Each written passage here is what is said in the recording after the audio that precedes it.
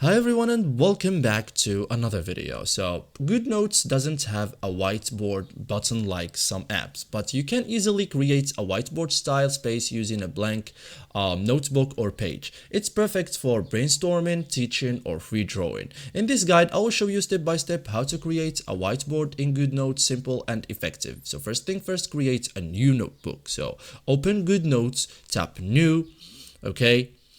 Tap notebook and choose any cover, blank templates, this is important, and tap create. So I already have one, so this gives you a clean whiteboard surface. So switch to horizontal layout, so this is optional. Okay, rotate your device to landscape mode. Okay, makes it feel like a real whiteboard. Okay, you can also use pen and drawing tools, so use the toolbar like pen, eraser, shapes tool, so you can use different colors for clarity.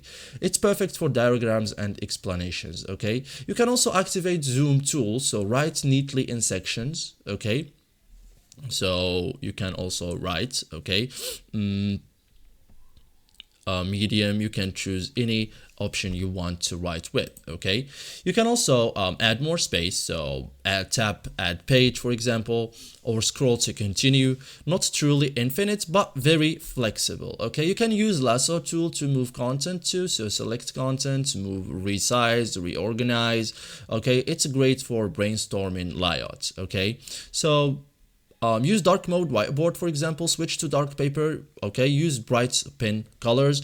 And that's it guys for today's video. Thank you for watching and see you in the next tutorial.